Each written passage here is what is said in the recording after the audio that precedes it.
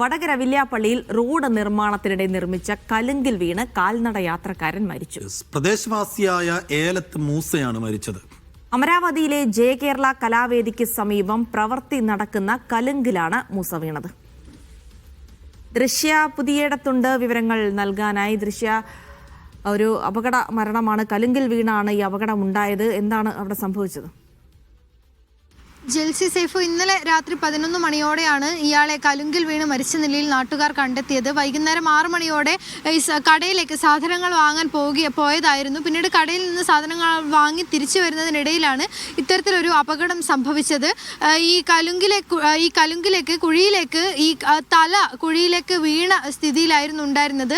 അബദ്ധത്തിൽ വീണതാണെന്നാണ് കരുതുന്നത്. ഇന്നലെ രാത്രി 11 മണിയോടെയാണ് നാട്ടുകാർ മൃതദേഹം കണ്ടെത്തുന്നത്. ഈ അമരാവതി കലാവേദിക്ക് ജയ കേരള കലാവേദിക്ക് സമീപം ഈ റോഡിൽ പ്രവൃത്തി നടക്കുകയായിരുന്നു. അതുമായി ബന്ധപ്പെട്ട് നിർമ്മിച്ച കലുങ്കിലാണ് ഇയാൾ അബദ്ധത്തിൽ വീണത്. ഇന്നലെ രാത്രി 11 മണിയോടെയാണ് മൃതദേഹം കണ്ടെത്തുന്നത്. ആ സമയത്ത് തന്നെ പെട്ടെന്ന് ആശുപത്രിയിൽ എത്തിച്ചെങ്കിലും അപ്പോഴേക്കും മരണം സംഭവിച്ചിരുന്നു.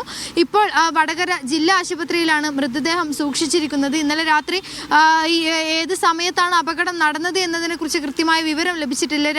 വൈകുന്നേരം ഈ 6 മണിയോടെ കടയിലേക്ക് സാധനങ്ങൾ വാങ്ങാൻ പോയ ആളെയാണ് രാത്രി മരിച്ച നിലയിൽ കണ്ടെത്തിയത്. ജിൽസി സൈഫു. ശരി ദൃശ്യ.